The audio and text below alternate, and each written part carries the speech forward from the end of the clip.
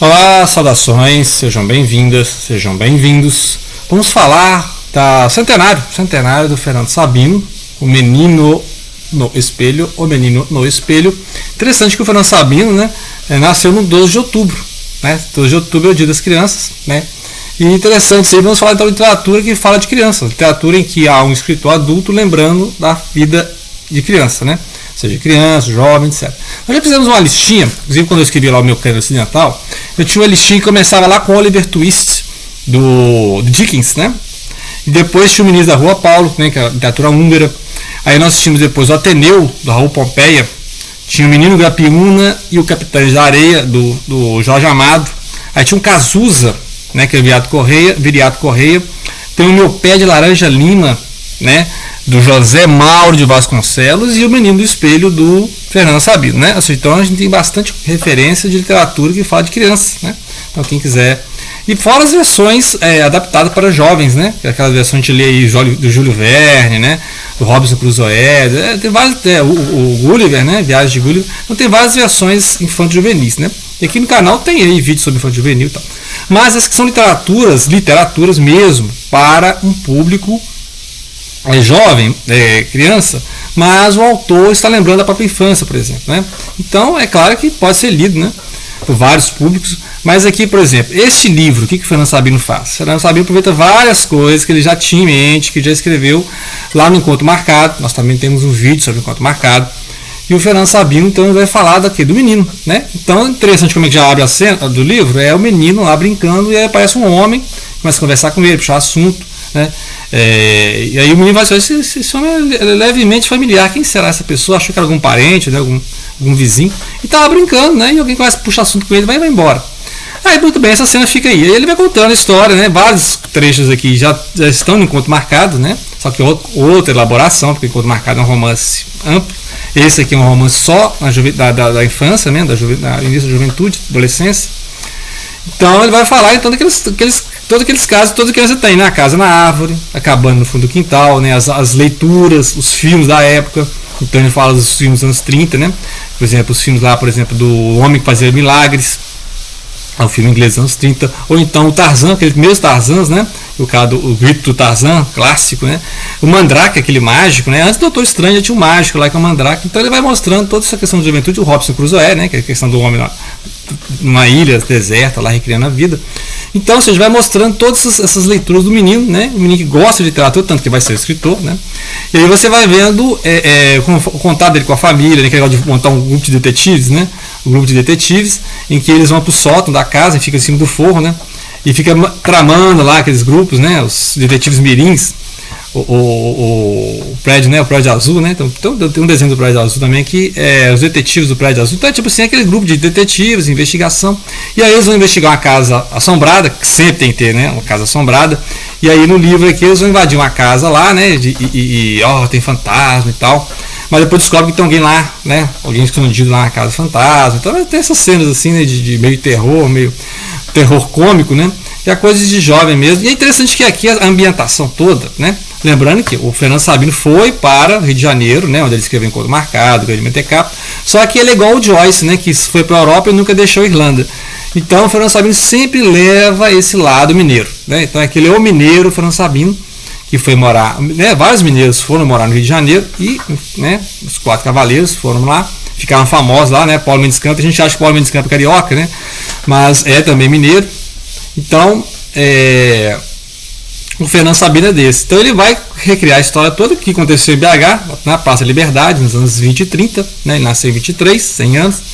Então a história acontece ali no meados dos anos 30 para o início dos 40, E aí ele vai contar, por exemplo, como é que era a arquitetura de BH na época, Os espaços amplos de BH na época, onde tinha, por exemplo, aviões, acrobacia de aviões, ali onde é o Prado, a área do Exército, Nem fala ali do área do Calafate, nem fala ali do aeroporto Carlos Prates, Achei que ele ia falar do Carlos Prates.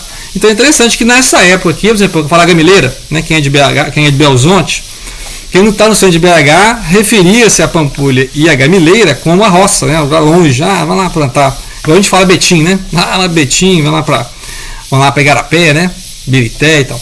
Quem é de Belo Horizonte vai entender o que eu estou falando, Quem não é de Belo Horizonte, quem não é de Minas Gerais, não entendeu. Mas assim, aquela ideia, né, de que BH é aquele núcleo ali mesmo, né? Era o núcleo básico de BH que foi expandindo justamente nos anos 30 e 40, que aí veio a Pampulha, né? Então aí teve lá a expansão até a Venda Nova, até o Barreiro, né? Então BH mesmo até os anos 30 era aquele ali, BH, né? E depois BH foi expandindo e aí surgiu os novos bairros, né? Então é interessante lembrar a época ali, e aí é sempre isso, ele é o escritor adulto lembrando, né? E tem várias cenas aqui que lembram lá as cenas do Grande Mentecapto, né? Sei lá, foi aqui que ele tirou a ideia pro Grande Mentecapto, né? A ideia que ele acha que tá ficando louco, né? Estou ficando falando sozinho. Então tem uma cena interessantíssima dele falando sozinho no espelho, né? Então ele começa a fantasiar que ele tem um amigo imaginário. Fala que tem outras fantasias, que ele sonha que ele está nadando na piscina, assim, no fundo do quintal, né? Só ele que vê a piscina, né? Então ele sonha que faz milagres, justamente aquele filme que fazia milagres. Então ele vai mostrando isso, que aí ele tem uma cena interessante, as melhores cenas do livro, né? Que ele está lá falando sozinho consigo mesmo, no espelho, imaginando que tivesse um irmão gêmeo, né? Tivesse alguém com quem ele pudesse conversar. E aí ele está lá conversando com o espelho, né? E percebendo que né, ele faz um gesto no espelho, o espelho repete e tal. E vai analisando, é estranho que a mão esquerda de um à direita do outro, direita à esquerda do outro, né? Essa imagem invertida. E aí tem altas referências a Alice no País dos Espelhos, né? Alice no Mundo dos Espelhos, lá do Carroll, né? E aí, na hora que ele vai se afastar da imagem, a imagem o acompanha, então a imagem sai do espelho. Olha que interessante, né? Aí ele puxa a imagem dele e o espelho fica vazio, né? Então ele olha para o espelho, ele puxou a imagem, só que a imagem no espelho é o contrário, né? Assim, a imagem é espelhada, né? Então a mão esquerda é a direita é a esquerda, etc. E o menino escreve com a mão esquerda, ele escreve com a direita, então, e aí ele começa a tipo assim, não quero tomar remédio, aí colocava lá o menino do espelho para tomar o remédio. Só que ficou um tempo e ninguém percebeu isso, né? Ele mandava vir para a escola, não queria estudar papagaio, e mandava vir para a escola. Então o duplo, né? Essa ideia do doppelganger, né? Que tem vários contos, romances que é baseado nessa ideia do duplo, né? Vários autores, para fazer uma lista aqui de livros que falam do doppelganger, né? Então é essa ideia do duplo. E aí o menino no espelho é esse duplo, né? Esse amigo, o melhor amigo dele é ele no espelho, né? O menino no espelho. E aí e até um dia que o irmão percebe, né? Sabe, como assim? Você não está lá embaixo tomando remédio, você está aqui em cima no quarto brincando. E aí o irmão percebe e fala para todo mundo, olha, tem dois Fernando aqui, né? Tem dois Fernando. Né? Então aí caiu a máscara, né? Aí o menino do espelho é obrigado a voltar para o espelho, né? Então é o momento em que o menino do espelho volta para o espelho. E é interessantíssimo, né? As alegorias que ele faz, assim, as brincadeiras. Também a questão do primeiro amor, né? Ele se apaixona por uma prima um pouco mais velha, né? Então ele fica lá detonando o namoro da prima com um bom vivan lá, um advogado, né? Aqueles caras dos anos 20 e 30 que a gente vê nas imagens, né? Os primeiros carros em BH, né? Falando os primeiros carros em BH também, essa prima então começa a sair com esse cara lá, um janota, né? Assim, um estudante de direito, inclusive o próprio Fernando Sabino, né? Estudante de direito, né? E aí ele vai fazer, aí o menino, né? Que é o Fernando, vai implodir o namoro aqui, esse possível namoro, esse possível relacionamento da prima com esse camaradinho aqui. Então é interessante, tudo uma piada total, né? O que mais a gente pode falar? Assim, a ideia não é resumir o livro, é mostrar mesmo o que eu pensei, né? É um livro que você lê numa tarde, né? Você tem outra tarde, só vou ler esse livro aqui. Tranquilamente vai lendo os capítulos assim, né, vão passando tranquilamente, né? E ele vai mostrando justamente isso de a libertação dos passarinhos também é interessante, né? Que ele tinha um vizinho lá que ficava guardando passarinho, né? Um militar lá. E ele ficava implicando, né? Fazendo brincadeira. E aí um dia ele falou assim, vou fazer, né? Porque um dia ele matou um passarinho, ele não gosta de matar passarinho, né? Um dia ele matou um passarinho. E aí ele ficou assim todo, né? Matei passarinho e tal. Aí enterrou o passarinho no quintal, fez mó, né? Fez assim como é que fala, né?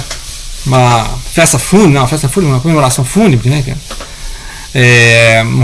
Faz um hacking para o passarinho lá. E aí ele falou assim, não, tô no funeral, o passarinho na verdade, tô no funeral. E aí ele falou assim, vou me penitenciar, sabe o que eu vou fazer? Eu vou libertar todos os passarinhos da casa do vizinho. E aí vou me vingar dos vizinhos também. Aí ele vai lá de noite e abre todas as gaiolas de passarinho, então vai. E aí é o final do livro, né? Aquela revoada de passarinhos, assim, de como se estivesse agradecendo, né? Por ter sido libertado. O vizinho fica guardando passarinho, né? E aí no final, ele pensando, né, o escritor pensando sobre isso, quem que era aquele homem lá, que, né, quando era criança, tinha uns 10 anos lá, apareceu lá no quintal, tava brincando lá na rua, lá, sei lá. E aí apareceu um homem e conversou comigo, quem sabe? Não é um parente, ninguém conhece na família, não é um vizinho. E aí você vai, você lembra que né, o fim é o início, né? O Ouroboros, né? O Ouroboros. E aí ele vai lembrar, né? Assim, ele está lembrando da cena, né? E aí ele revê o menino, e tipo como se ele viajasse no passado para rever o menino. E aí de repente está lá conversando com o menino no quintal, né? E era ele, né? Então ele criança teve uma visão dele adulto conversando com ele, e ele adulto teve uma visão dele conversando com ele criança, né? Então, por isso os capítulos são interessantes, né? Aquela ideia do menino está no homem, né? O menino está preservado no homem. Então tem até uma trilha sonora que você pode ver, o bola de meio, bola de gude, né? Do Milton Nascimento, lá o Clube da Esquina, que fala justamente disso, né? O menino é o consolo do adulto, né? Quando ele está ali prostrado, né? Sem ânimo, ele lembra do menino, né? O menino que está dentro de si. Então, por isso que o início é o menino e o homem, né? Ou seja, o menino que está lá brincando e imagina ver uma pessoa conversando com ele, e depois eu finalizo com o homem e o menino, né? Que aí é o homem que reconstruiu a sua vida de infância, né? Reconstruiu a vida de infância, né? As ilustrações interessantíssimas também. Ele reconstrói a vida de infância. Então, por isso, quando ele volta no tempo, né? Tem até filme, né? Tem até o filme do Menino no Espelho. Quando ele volta no tempo, ele encontra ele menino, né? Então são as duas interessantes, né? E aí quando ele termina de escrever o livro, ele está de volta ao Rio de Janeiro, em Ipanema, né? Aí fecha o livro e ele lá escreveu. Ele fechou o livro, né? E aí volta à realidade. Então quando ele estava escrevendo o livro, ele estava visitando ele criança, né? Ele estava resgatando ele criança.